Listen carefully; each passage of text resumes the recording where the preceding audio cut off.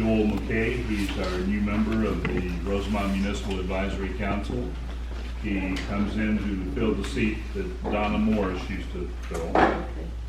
And so he will be with us, and he will continue through to the new board that comes out next year, or comes on board next year, I should say.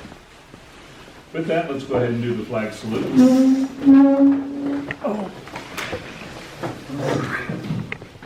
Allegiance to the flag of the United States of America, to the republic for which it stands, one nation, under God, indivisible, with liberty and justice for all. Okay, because we have a full plate tonight, we have to kind of move things along. I can't have anyone dawdle with comments or anything like that. When you get around to the 2-minute point, you'll probably hear a rap on the desk. That means you got about 30 seconds, 45 seconds to get done. During the presentations, no questions. Let them do their complete presentation, and then, as time permits after the meeting, perhaps you can ask a few questions then. Okay, any other problems? Okay, if not, let's go ahead, start with public comments. Does anyone have anything? Okay. Community leader reports, Kern County Sheriff's Office. Hi, Sergeant Davis. So for the last month, we had 525 calls for service, 69 different crimes, and 11 arrests. 16 deputies handling those 525 listed alone in Roseman, not to include the outlying areas. They've been pretty busy, so is there anything else you guys would like to know? No, that's whatever you felt we needed to know, that's all. It's busy out here. Most definitely. Thank you very much, Sergeant. California Highway Patrol, no. Kern County Fire, no. California Assemblyman Tom Lackey, I know I've seen, Saw somebody. yeah, there he is. All right. Well, I'm going to have my half-hour presentation. I can get it down to 2 minutes. Excellent. But I'm probably going to need to look around. Because, That'd be we're going to bring up to 3 or 4 things. The first one I'm going to bring up is, our office is always available. If you have any questions, please call us. 661-267-7636. Get a card from me. Get in contact with us. We've had some problems with insurance. We've had some problems with EDD. That's the unemployment. We've had some problems with different things, and we've managed to get them all handled. But you have to start by contacting us. All right. The second thing was middle class tax refund. You guys should have gotten one by now if you're going to get one. There is a chance. It has to do with there's a bit of money that's coming from the state of California that's going directly into your accounts if you filed electronically back in 2020. And if you did, and you fall into certain parameters, you will get different amounts of money. The lowest end, you will get $700 if you made less than $75,000 in that year and you have a dependent. And the highest end is, I think, $200 if you have no dependent and you made between $1.25 and $250,000 that year. I have a little more details, but I got the flyer. I'll let you see it after our meeting. And then the third thing that I wanted to bring up was we're in the time period for the high-speed rail to receive comments. Now, this is a big California project. We don't know when it's going to be done. We do know that right now they published a draft EIR, Environmental Impact Report. It's online at highspeedrail.ca.gov. And if you go to that website, you not only will see the full environmental impact report, which probably twice that big. It's big. So that's why I said go on the internet. And you will also have links to watch videos about the construction, about their future problems that they see, because you have until the end of November to make a comment. And the period was extended, but if you have any questions, hey, is this thing going to make a lot of noise? Is it going to interrupt traffic? Is it going to interfere with water table. These are the kind of things that you should, and this is your chance to speak. So take it and please do it, all right?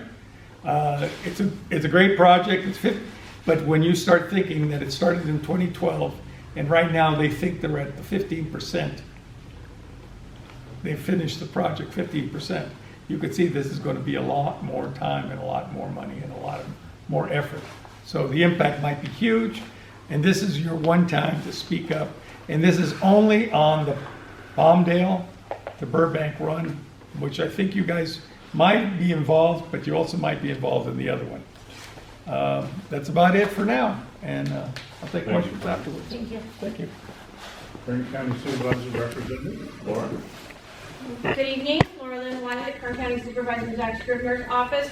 Just real quickly, I'll share with this group that the revitalization and some maintenance improvements to Diamond Street, the contract has been awarded.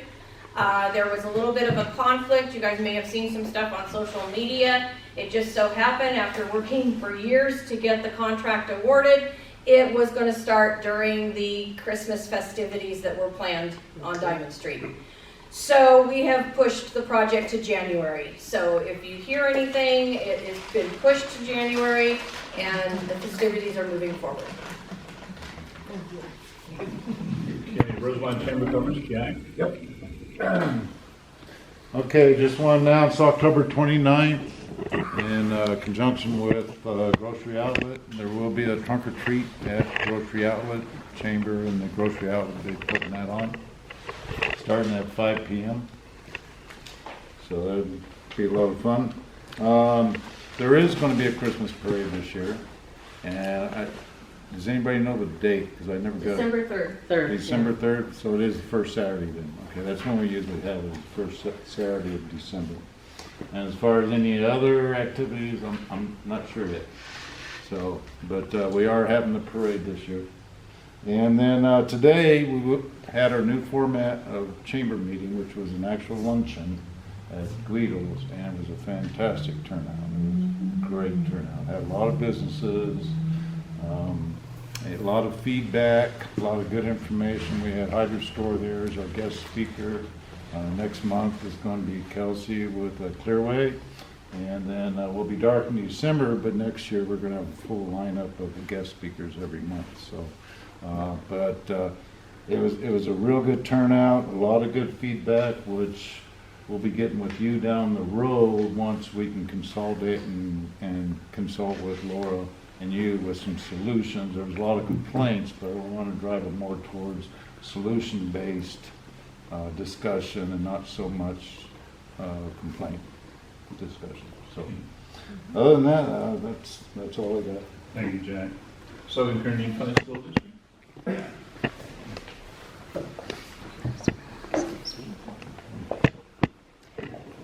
Good evening. A lot going on in the school district. We just finished quarter one, starting with quarter two of the first semester. We plan to break ground on the Tropico Middle School project, which will be 28 new classrooms, 7 buildings, I think 4 restrooms, a new track, etc., around Christmas break when the kids are not on campus. We also had the architects today at the old Roseman Elementary School. We will be, we received funding from the state to modernize the old Roseman Elementary. Not a lot. We received $2.8 million, but it's going to get us hopefully through most of the project. We also have a goal of setting aside one building that has 2 restrooms on it for possibly a historical museum for the Historical Society. So a lot going on right now in the school district. We still have openings. If you have any teacher friends, please tell them. I think I have 4 openings still. And we have lots of classified positions available as well. Thank you very much. Randy Scott, you have the floor for the Antelope Valley citizens for responsible use of water. Hopefully it's not news to anybody we're in a drought. The state of California does what they call a water year. It goes from 1 October to 30 September. So it just ended. And we've been basically in 3 years of a drought. Expect to this coming year, this water year, to be the 4th year. Also, it's been really wild. In the last 12 months of the water year, California saw extreme swings between record-breaking storms and dry conditions. In October 2021, parts of Northern California experienced the highest single-day rain totals ever, followed by a dry November, then a record snowfall in parts of the Sierra in December, and then everything turned dry again in January, February, and March. Those 3 months were some of the driest in 100 years. The water year, like I say, ended just a couple of weeks ago. Ended with a statewide precipitation at 76% of average. The statewide reservoir storage is 69% of average at this time. The current drought of the last 3 years is the driest 3-year period on record, breaking the old record set by previous drought from 2013 to 2015. So the message to all of that is conserve water and so on. One good part, if you will, the aquifer here, due to the adjudication that's been going on for several years where the people that are drawing out of that aquifer have had to cut back significantly. The aquifer, last reports, is pretty much stable. So if you're on wells, you're probably well off. If you're getting city water, which is coming out of the aqueduct and so on, I'm sure you've been told to cut back, and there's some of the cities and some of the water agencies are cutting back to 1 or 2 days a week of watering and so on. So the message is to conserve water. This coming water year is looking to be fairly dry too, and we'll keep our fingers crossed for the future. Thank you, Randy. Is anyone from Edwards Air Force Base? If not, okay, we move on. To our guest speakers. First guest speaker is Rosamond South Solar, Clearway Energy. You have the floor. Hi everyone, thank you for having me here today. My name is Kelsey Johnat. Oh, great, you can see the screen a little better. I'm a representative of Clearway Energy Group. I'm here to talk about the Rosamond South Solar and Storage Project. So I'll tell you all a little bit about Clearway, and then I'll talk about the project itself. Are headquartered in San Francisco, but we have projects all across the country. Do you mind flipping to the next one? In California, we have in operation wind, solar, and some distributed generation, some small projects. And pictured here is our Rosamond Central Solar Project. So that is in operation by nearby 140th and Holiday Avenue and Gaskell Avenue. So that we constructed, own and operate. In Kern County, in addition to the Rosamond Central Solar Project, we also own and operate a portion of the Alta wind project near Tehachapi. And we worked on the construction of the Rosamond Central Solar Project, and then we've done some other projects for like Kaiser and some schools. The Rosamond South Solar and Storage Facility is going to be 156 megawatts of solar, 245 megawatts of battery energy storage. So when I say storage, I mean like a battery. And it is going to take up around 1,300 acres. It's located adjacent to the Rosamond Central Solar Project that we own and operate. And it will be in development so we'll keep developing it until the end of next year. The end of next year we'll start construction, so like November, December, that's when we're estimating. 2023 we'll start to do construction. Most of the construction will take place over 2024, and then we'll complete construction in the beginning of 2025. So about a year with a bit of a ramp up and a ramp down. Can you go to the next one? The location of the project is broken up into 4 different areas. So they're in yellow on the screen. Everything is west of 90th. And most of it is adjacent to the blue is the existing Rosamond Central Solar Project. So it will be co-located with existing solar. And yeah, I think we can go to the next one. Throughout our permitting process, we are going through the CEQA process. So we have been going through our EIR, final EIR process. Through that, we've been in coordination with the Kern County Planning Department, the fire department, and a lot of other local stakeholders just to get input while we develop the project. So I want to talk a little bit about the construction of the project. I mentioned the time frame, so the end of 2023 into the beginning of 2025. It will kind of follow something like a bell curve, not exactly, but something like a bell curve, where it will be a ramp up, and then there will be kind of like a peak of construction, and then it'll ramp back down. During over the course of the project, the 120 workers per day is probably the average, but it could be like up to 300, 400 workers at the peak.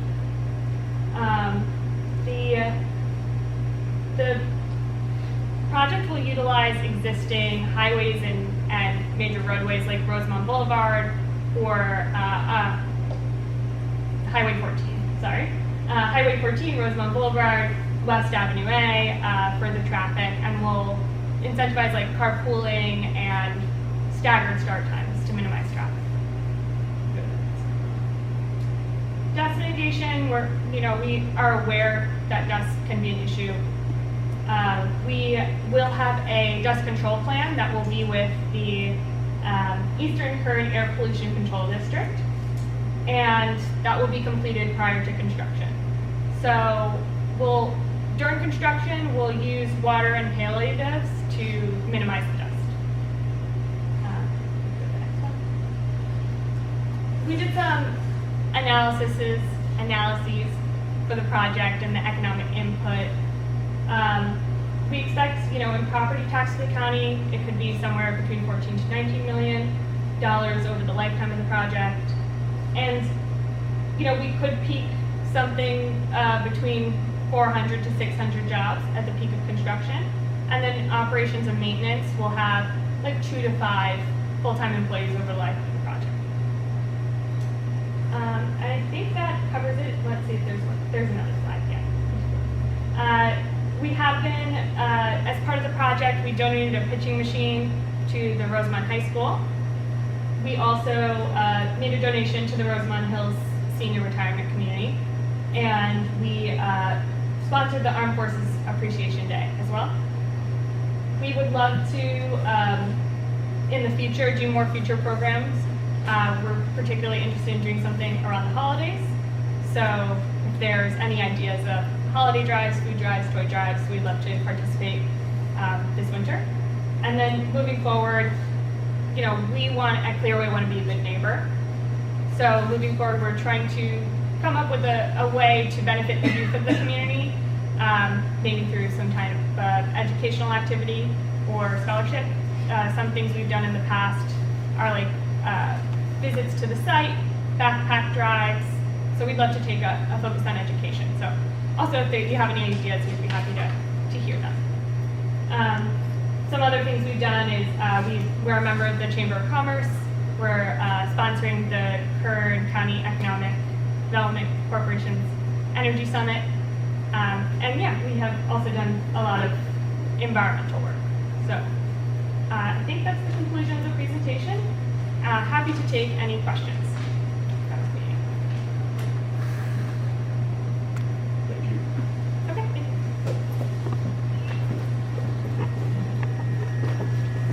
Okay, Gem Hill Quarry Project. I'll stand over here like I have a fancy presentation. So good job. I was told there was not going to be a screen or projector, which I understand there wasn't. You brought your own, so good move there. So there's a paper handout on the table there that actually is our presentation printed for you. So Does anybody need one? we like to think we're environmentally friendly also, so we're sorry for the paper. But it's the best we could do. As we were told there was no screen. So my name's Desiree Haggard. I'm with Cal Portland Company, and I'm here today to talk about the Gem Hill project. And with me is Allison Eberhardt. She's an environmental manager, and I also have Sarah Alvarado, our manager of public relations. So I'll go ahead and get started. So, and thank you to the Rmac for letting us come in today to do this presentation. So So Cal Portland, we've been around since 1891. We are the oldest, longest producing cement company west of the Rockies. We started off in Colton, California with a cement plant down there. That actually has been closed due to no longer having limestone available at that site. We operate the Mojave cement plant out here. That started back in 1955. So we've been in the community for a while.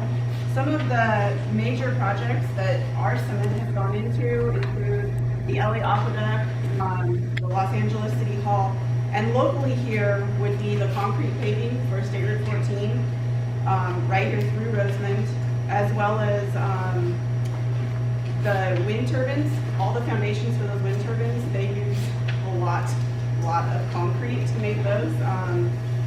And then we've done some work on runways at Edwards Air Force Base. So we are active in the community and using our cement, and I'll get to some of the other community things we do. But Cal Portland takes environmental very seriously. We have won the Energy Star, the EPA Energy Star Partner of the Year award for 18 years. That's the longest running for any company in the nation. That's longer than some of the Fortune 500 companies like Toyota and 3M that have had it for many years, but not quite as long as us. So we're pretty proud of that. And Cal Portland has also rolled out a CNG, compressed natural gas, truck fleet for our concrete trucks and our cement roll haulers. So that helps offset diesel emissions that those would normally be run off of. So we're also pretty proud of being innovative there. And so on the next slide, we do have a picture of our Mojave cement plant. Again, that's been in the community here for about 67 years. And I know that's Mojave and not Rosemont, but I mean, still they're neighboring communities, so all in Kern County. That facility there employs, at its peak, about 150 employees, 40 of which are salaried, and 110 would be union hourly employees. And along with that, we have about 80,000 hours of contract labor that comes in and helps during major outages, and that would be the equivalent of about 40 full-time employees for that site. So we're always looking for top talent. We do have an internship program with Cal Portland. I had an intern that worked for me for 3 years, and I brought in as an environmental manager. So it's a really successful program. And we do have a strong commitment to outreach. Sarah actually has been doing some outreach here in Rosemont. I know for some of the holiday events. I know she did something for Easter, and I think we're looking at doing something here for Christmas as well. So thank you for giving us the opportunity to do that, and we do look forward to doing that for many more years to come. And other areas for Mojave, Rosemont, and Cal City, I know we've participated in Thanksgiving, donating food baskets for families in need, and some of the other organizations like the Oak Creek Wild Horses, and then annual scholarships for the Mojave High School. We are also a member of Wildlife Habitat Council, and that is a group that supports and recognizes businesses that do something good for the environment. So we've set up a butterfly pollinator garden, and so it's using all native species plants that will live here and encourage butterflies to come to your area. So we have one of those set up at a cement plant. And then we're also a partner with the Mojave Environmental Education Consortium. So if you were interested in outreach for kids, Meek would be a good one for you guys to look into. Okay. So I can talk to you about that later. Great. So the project itself, I've heard a couple times. I heard EIR mentioned with another project, and you guys mentioned CEQA. So we're going to be going through the same thing here for the Gem Hill project. So if you have packets and you're following along, I'm on the little slide that has all the blue squares. Yeah, there you go. Hold it up for the crowd. Yeah.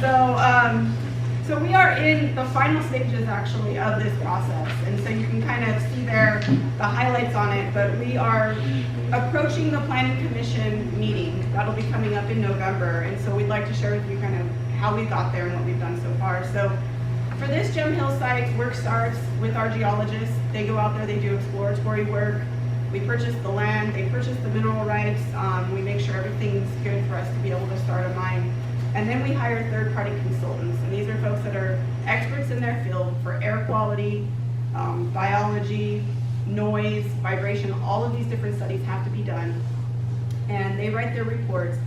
And then all of that gets submitted to the county in what's called a reclamation plan. And then the county reviews that, and then they sent out the notice of preparation. And so some stakeholders, I know Lisa, I'm pretty sure you said you saw that, so I know that came out. That was an opportunity for the public to comment. And so once they get all those comments back, then they started drafting up the environmental impact report, or the EIR. And that was sent out as a draft. Gosh, I don't remember the exact date, but it's been a couple months, and so the comment period on that has now closed. And during that EIR process is when they hire a third party, their own third party, to come in and review all the technical studies that Cal Portland had prepared, and they vet it to make sure everything matches and that it's all accurate. And so the final step is going to Planning Commission for approval. So the purpose of this project, Gem Hill, is actually a small quarry, relatively speaking to quarries like maybe you're used to seeing Golden Queen here, or if you're familiar with our Mojave cement plant, Gem Hill is going to be much smaller. It's a 35-acre quarry, and we're looking at extracting natural pozzolanic tuff, volcanic tuff material that's part of our carbon reduction initiative. So for anyone that's not familiar with cement, cement is a very CO2 intensive process. We generate a lot of CO2 when we make cement, and so we're looking at ways, the state is mandating that we look at ways to reduce our carbon footprint. And one way of doing that is being able to use a naturally occurring mineral that has cementitious properties, and that's exactly what pozzolan is and what we'll be mining out there. So it will be put in place of what's called clinker, which is a main ingredient in cement. And so the CEQA environmental analysis, I kind of mentioned these are all the different topics we had to look at. So third-party consultants wrote up reports on each of these topics, and they were again reviewed by the county's consultants and the county, and that's all what went into the EIR. So we'll walk through some of these. So for aesthetics, you'll see there's no significant impact for this project. The quarry is located in a natural horseshoe bowl-shaped landform with only a southeastern exposure. So there's really no vantage point for residents to be able to see that quarry. Going on for air quality, our report showed and the county confirmed that there is no significant impact to air quality. We, similar to what was discussed earlier, we will have a fugitive dust control plan with Eastern Current Air District. And we will follow all requirements for that. So it does require us to maintain fugitive dust and also spores if anyone's heard anything of that. So we will be applying dust suppressants and water and limiting vehicle speed, so very similar. And there will be no significant impacts to cultural resources. We will have a tribal monitor on site as necessary for the EIR, the CEQA document that we're going to get. In the end, we will have to have tribal monitors on site for initial ground disturbance, and then of course if anything's found later, we would call them back. For hydrology and drainages, the project was found to have no significant impact.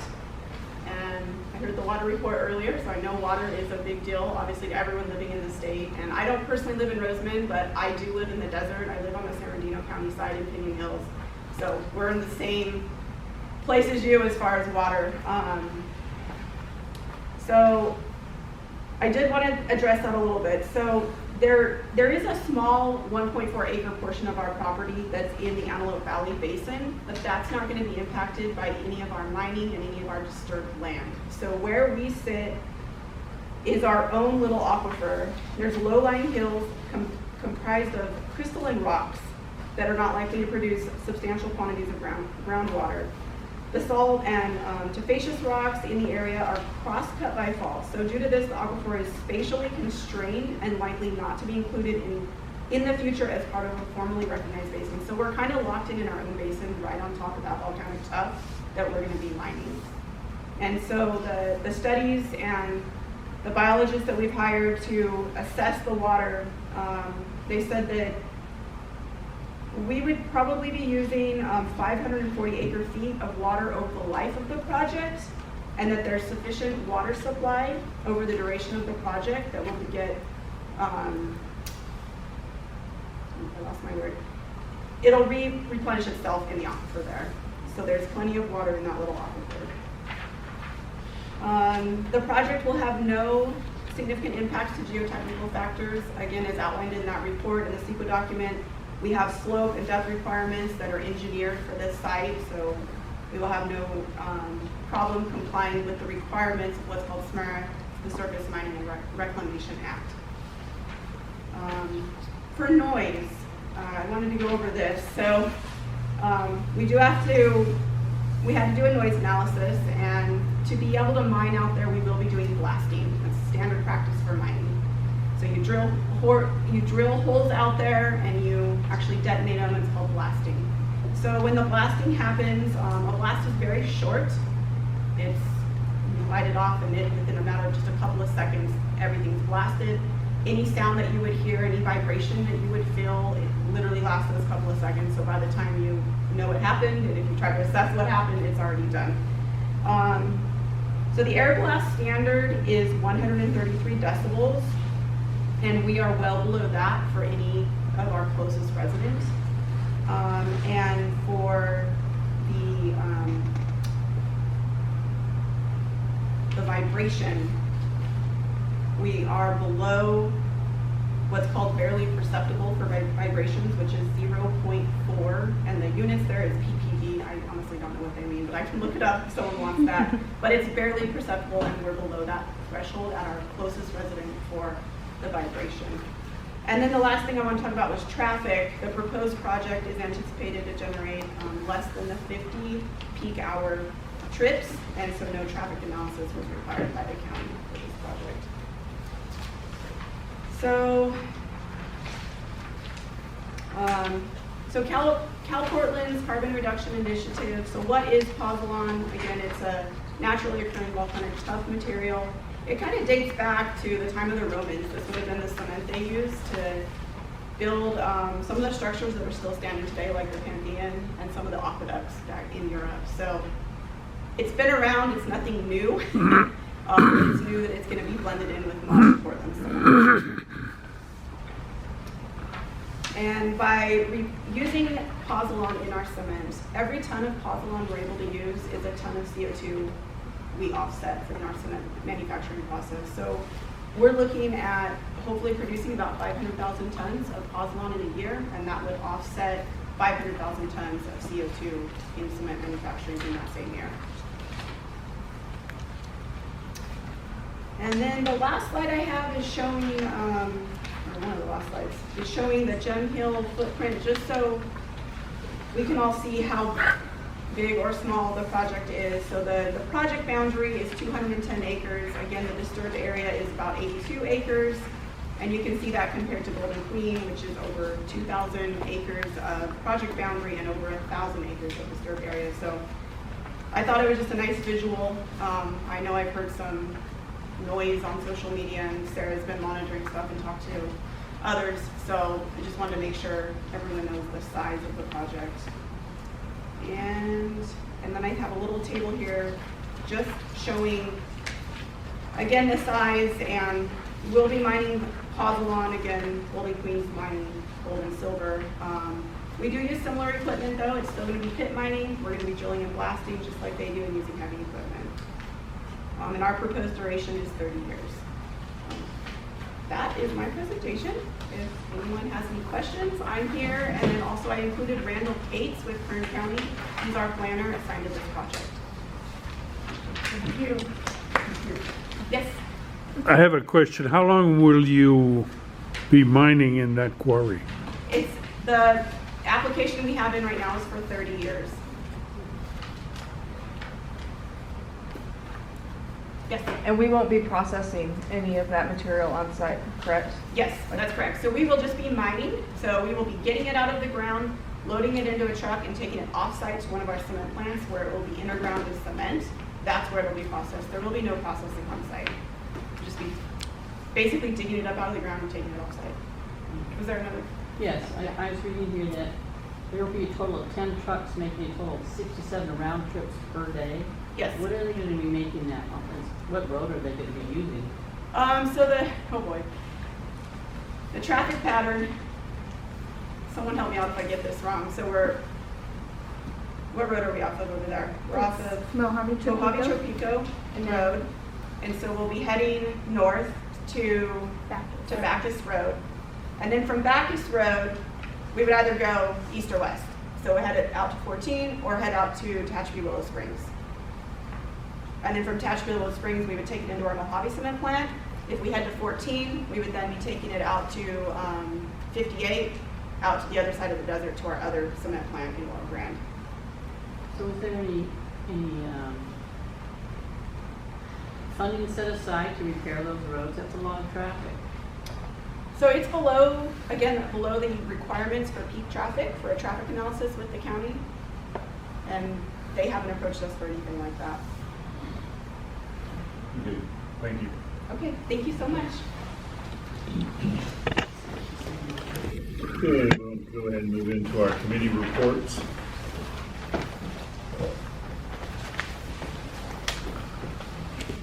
First item up under the committee reports is the bylaws. And I'm not going to spend a lot of time reading this off. I'm going to talk about where the impacts are and this, what was changed. If it is of real interest to you, there are handouts available. You can also communicate with one of us and we can send you a copy of it, electronic copy of it, so you can see where the changes were that were made. The thrust of why the bylaws were changed is because Rosamond Municipal Advisory Council kind of evolved from the Rosamond Town Council. And over time,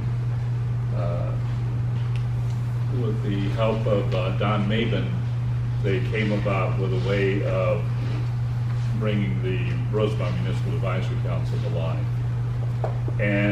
But they used the ground rules basically for boards and committees. And so there is a bit of conflict between the bylaws and the requirements that are set in place for boards and committees. So that's one of the factors that had to be addressed in here. Other factors that were involved were changes that were necessary because of the Brown Act. And so there's no immunity from that. You have to, when you're a public entity, you have to comply with those. So I want to run down some of the bigger parts of this.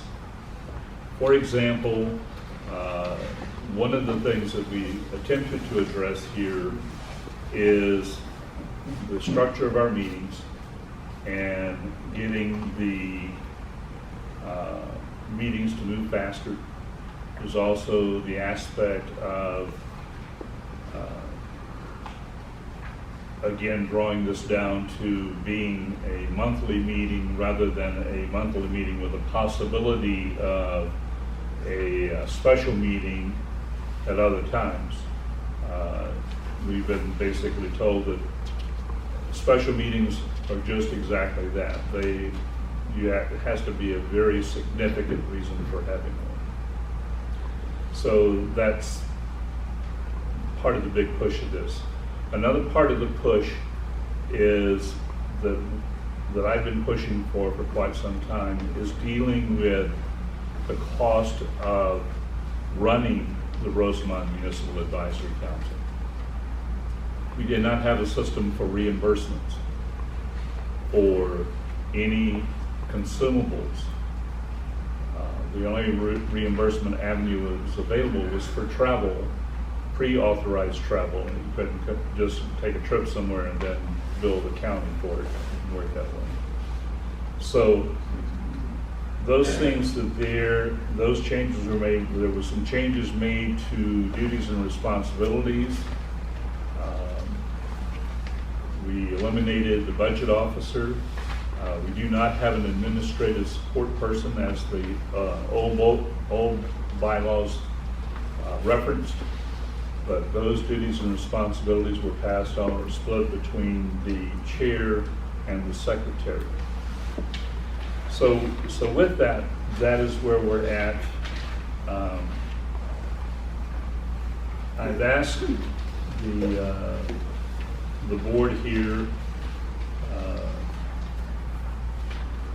to to review that, and I wanted to find out if there are any comments about it, whether we're still missing something, or whether we have taken care of the issues. I know Shanine, you and Dennis Shopper were on the committee with me, so you're familiar with those things. Is there anything else in there you think that we should highlight? I strongly urge that Laura Lynn's position be added to bylaws. I'm sorry, in what capacity? Los is, Like where? I'm sorry, I just don't understand where. well, we took out the, in the capacity that we need to address the things that we need to ask permission to do things, some of the things that she has, in her position, need to be added to the bylaws as far as how we interact with, Rmac versus what she's, doing with us. So I don't know if legally we can add her to the bylaws because she's a county employee. Right? So, Chrissy? yeah, can you guys hear me? Yes, I can hear you. Yeah. Okay, yeah, so Laura Lynn's position would not be added to the bylaws, and let me just add for our Mac to be aware, these bylaws are way more detailed than any other county commission, in terms of like spelling out the duties and things, because the more we spell out, the more that we have to, stick to it. And Laura Lynn may not always be there, but that's kind of more of an informal process, so I would disagree with the fact of adding her position to the bylaws. I mean, that may be a channel of communication that we can certainly discuss, but in terms of adding it to the bylaws, that is not something that we can do. Okay. Thank you. No, the only concern I have, everything looked great, you guys did a lot of good work on here. God forbid, we have a board member go missing in action, doesn't want to relinquish receipts, get arrested for a heinous crime or something like that. There's nothing in here about removing a board member for certain. We're all elected officials. We can't be removed. We have to be. Go through the process. Mhm. So unfortunately, there's nothing in the bylaws to actually write. We can't write anything in there because we're all elected officials. We would have to be recalled the proper manner. Do you agree with that, Chrissy? No, I have some disagreement with that, because RMAC was initially established to be a resolution. It appears that technically it could be dissolved, be a resolution. And there is a section in there where it says that RMAC serves at the pleasure of the Board of Supervisors, and in working with other commissions, they do have mechanisms for the removal of officers that, for example, that were brought up, like if someone is convicted of a felony, if there's multiple absences. So that is certainly something that we can discuss, but the fact that you all are elected, that does complicate it a little bit, but that is certainly, something that we can discuss and add in there. Okay. Thank you. Do you have anything, Sam?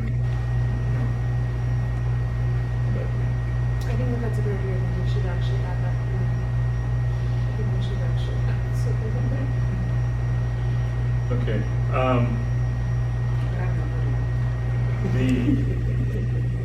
The important thing for us is we want to get this right. And part of my foot dragging over the past year of doing this has been associated with trying to do it right. has actually been a real help to have county council come on board and help us with the growing pains or the conversion pains, if you will. And so,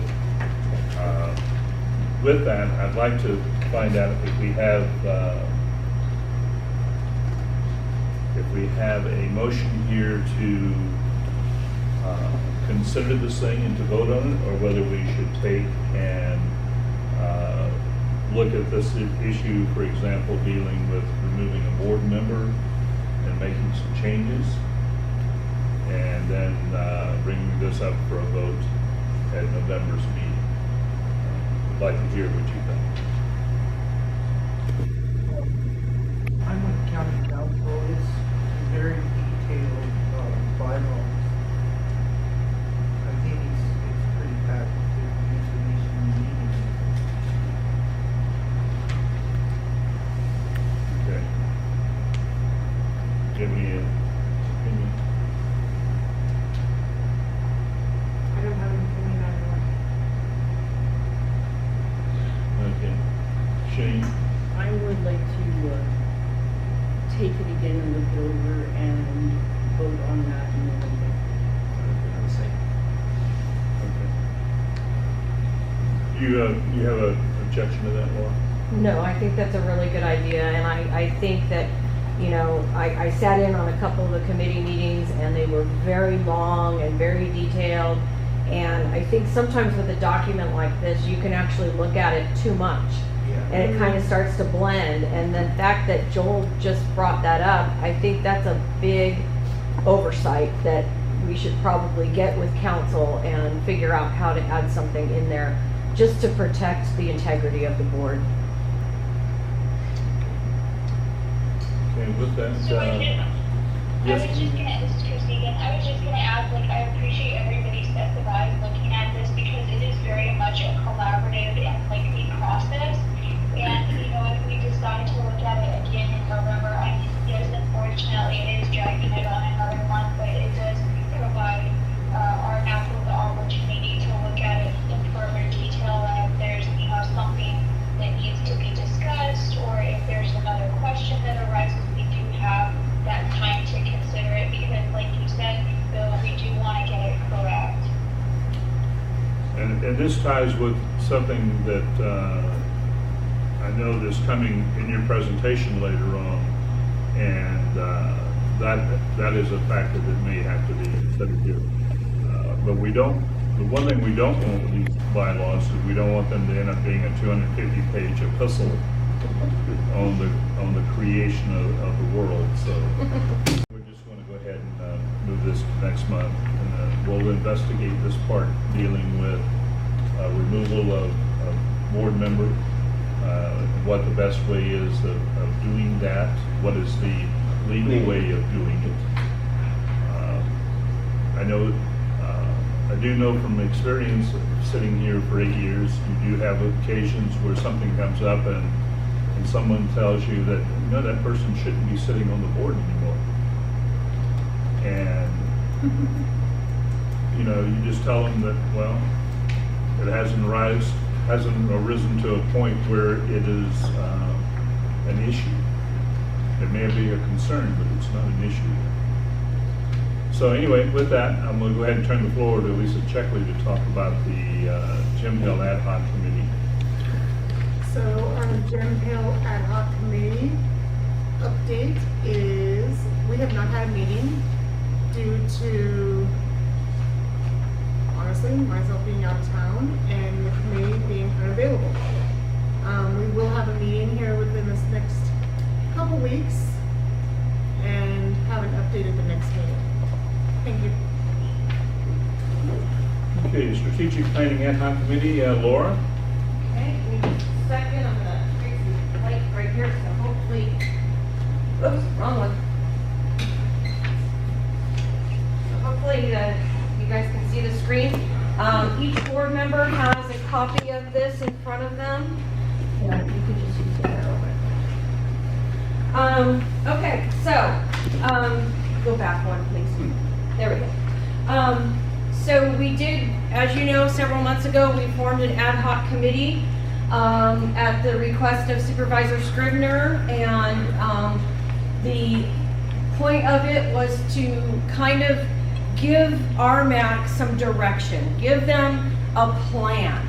What are priorities? Where are we going? What are we doing, right? So first I have to thank my committee, of course myself, Bill Parkman, Shanine, Joel McKay, Jack Miller, and Fran Thompson. They're all here this evening. We had some really, really good meetings, and we had some really good discussion. Again, this is just making recommendations to this board from an ad hoc committee level.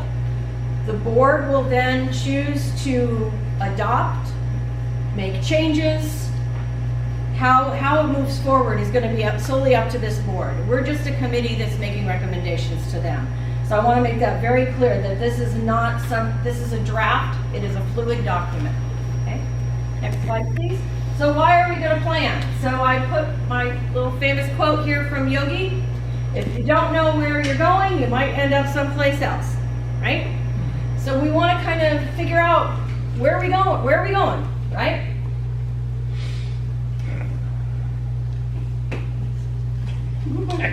Okay, so we divided our discussions into 3 topics. The first one was policies and procedures. Second was short-term goals and projects, meaning things that we could focus on that would potentially be able to happen in less than a year. And then some medium goals and projects, which we projected to be out about 2 to 4 years. We capped it at 4 years because the board of directors runs on 4-year terms. Okay, so, down the road, 4 years from now, might have a whole new board here, and they might look at this thing and go, oh, these people were nuts. We're not doing any of that. So that's why we kind of capped that medium to the 4 years. Okay, so under policies and procedures, the very first topic of discussion was the bylaws. They are extremely important, and the committee felt like we could not encourage this board enough to really focus on those bylaws, which you are doing. So I put my little check mark on there, it's done. Next, please. So also under policies and procedures, we had the idea to suggest that the board kind of give each board member a task or a job, if you will, right? And why would you do that? Well, this prevents 1 or 2 people from doing everything all the time. And a couple other people maybe just show up once a month and raise their hand, yay or nay, and they don't really do anything, right? So our idea was, this is just a sample structure that we kind of came up with. We called somebody board member number 1, and we thought that person could be the president, and that person could focus on special projects, big long-term projects, kind of the catch everything category, if you will. And then board member number 2 could be the vice chair. That person could take on the task of making sure that there's a quality guest speaker at the meeting every month, assist the president with any special projects, things like that. Board member 3, we thought that person could kind of take on helping with some community projects, community events, maybe keep up the Facebook and the social media, maybe even create a website for Rmac, something like that down the road. Board member number 4 maybe would be the liaison with code compliance and public safety issues. Board member 5 could be the liaison to the roads department. Somebody comes to the meeting and they say, hey, my road is falling apart. That particular board member could be the one that sends the email into the roads department. Of course, I need to be CC'd on everything, so I don't come along behind you and duplicate work, and I need to be kept in the loop of what you're reporting. Board member 6 maybe would be the secretary that does the minutes, the agenda, any media communications, emails, things like that. And board member 7 could be the liaison to the planning department and maybe work on some community outreach stuff. So that was just kind of the idea of what we envisioned. And that way everybody has their role and everybody on the board has something that they're responsible for. Divide and conquer, if you will, right? Next slide, please. Also under policies and procedures, we like to suggest that we make some changes to the format of the meetings. As you can see, we're on this side of the room today, right? So why? Why would you do that? Why would you move? Well, the senior center, they have a beautiful function and a beautiful service to the community, but they celebrate a lot, right? So to run a professional meeting amongst a lot of birthday decorations or a Christmas tree or all kinds of things that they've got going on over there didn't really set a professional meeting atmosphere, right? Make sure you abide by the Brown Act. Ask people to go to a podium to speak and not speak out in the audience out here. Because what does that do? That creates the opportunity for these side conversations to happen while somebody else is speaking. It's very hard for the audience and the community to listen. And it's hard for the board members to hear what's going on, right? So organization to the meetings was a big topic that we discussed. Go ahead, Jack. Also under policies and procedures, we had the idea of, hey, why not create a board member information binder for each board member? What would be in that binder, right? Copy of the bylaws, copy of Robert's Rules, the Brown Act, board member conduct, contact information list, training requirements, training materials. It could be a running binder for each board member if they wanted to make little notes in there for themselves or however they would utilize that. But it would have a one-stop shop, if you will, for each board member to have access to these kinds of documents. A lot of boards that I've participated in, that's one of the first things they give you after you swear in. You sit down at the first meeting, here's your big 3-ring binder, right? So that was another idea that we wanted to suggest to the board. Okay, so under short-term goals and projects, things that we thought maybe could happen within the next year. And of course, in partnership with the supervisor's office, maybe set aside time in Hummel Hall where you would maybe be the lead host on a job fair. You know, be the organizer of it. Help, you know, with myself helping you guys, call Cal Portland and whoever, all these people in the area, and host a job fair, right? Let the young community members know what's available out there. How do you apply for a job? How do you do a resume? All kinds of stuff like that can happen. Also, a health fair would be along the same lines. Community cleanup days, we're doing one on Saturday, right, Lisa? Correct. Those are easy to do, and it's nice to see a board like Rmac taking the lead in organizing these events for the community.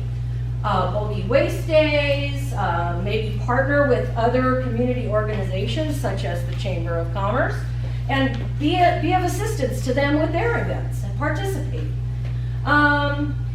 Letters and emails to the sheriff, fire, Supervisor Scribner regarding any staffing or community concerns. So everywhere we go, right? Everywhere we go. We just had a topic of discussion today at the chamber.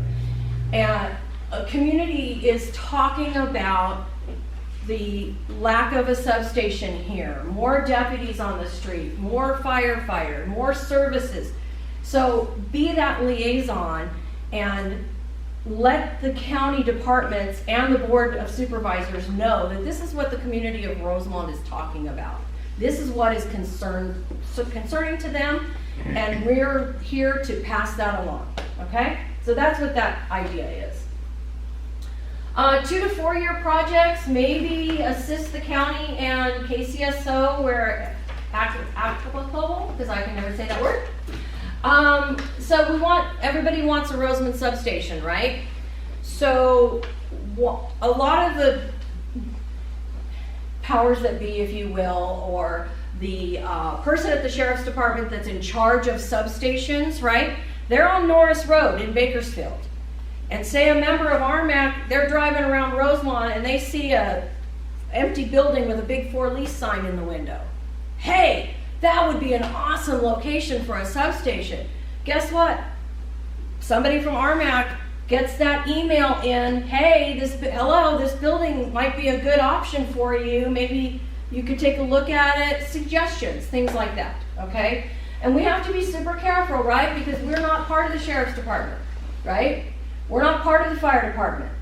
We can't tell them what to do, but we can certainly bring things to their attention. Current transit, I've heard a lot of feedback that some of the bus routes, some of the service to the west side of the community might be a little bit lacking, things like that. Get those emails into Current Transit and the Board of Supervisors office with those concerns.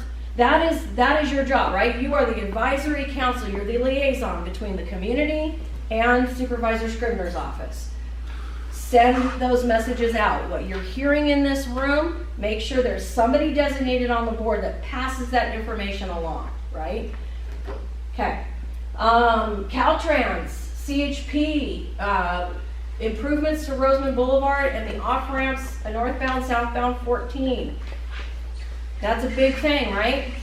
It's a big thing. Maybe one of the board members who's in charge of hosting and scheduling guest speakers could get somebody here from Caltrans District 9 one month as the speaker, so they can hear these concerns that we're hearing in this room, right? And that's it. That's what we discussed. Again, this is a fluid document. This is something for this board to review and decide how they want to proceed or if they want to proceed. But that's what your ad hoc committee came up with for you. Thank you very much.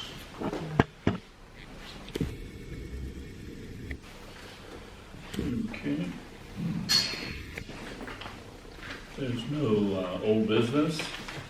New business is to approve the meeting minutes from August 18th. That was essentially our community meeting concerning the sales tax proposition. And so it's there.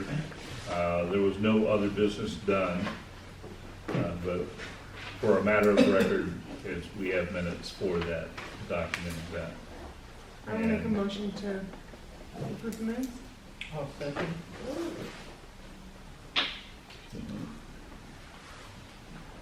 All in favor? Aye. Aye. Any opposed? Okay. I'll abstain since I was on the board. Alrighty, director referrals and comments. This portion of the meeting is to set aside to provide an opportunity to bring to the attention of the other board members and the public those matters that have come to their attention. No action can be taken on any matter discussed during this portion of the meeting. However, a board meeting can or may request that a subject be placed on an upcoming agenda. So with that, Tim, do you have anything? Just make sure you tell all your neighbors to show up for cleanup this weekend. It's something that is requested by us repeatedly. We do them, but we need to get the word out to make it effective. So if you all can help getting the word out, Facebook sometimes is not the best way. So word of mouth works the best. Also on the same day is bulk waste pickup. So if you want to do bulk waste drop-offs, they'll have bulk waste that day as well, nothing toxic. That's all I have. Okay, Lisa? Yes, I do. I would actually, thank you, Laurelyn, amazing. I would actually like to put this on an upcoming agenda so we can actually go through this and approve some of this stuff that has been brought to light here. Okay. You want to do that in November, or do we want to make that a January If we could do it in November, that would be amazing, so we could hopefully get it up and running by January. Janine? I would like to just say that I would urge our board to approve this. This is good work that was done. Good. I'd just like to remind everybody, Sheriff's Department, CHP do a wonderful job here. We're short-staffed. If you see something, say something, report it. Whether any action's taken on it, the numbers help us to justify the need for more. So even if you get something stolen, you don't think it's insignificant, make a report so there's documentation to to back it up. So later on, we come back and say, hey, look, we had all these calls, all these reports taken, and we can definitely show the needs. So if you see something, say something, and make a report.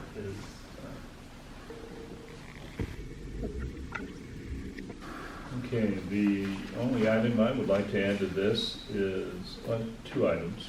The first is whether we're going to have a meeting in December. We need to be thinking about that. We don't have to decide tonight on that, but we will decide that by November's meeting. The second item is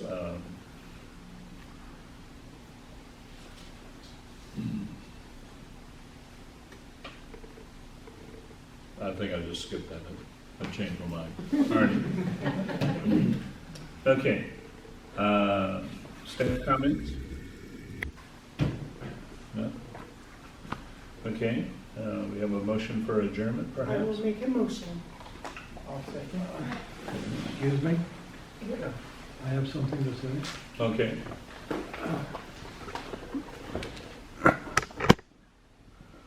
Hi, everybody. My name is Ron Bailey. I'm a resident of Roseland.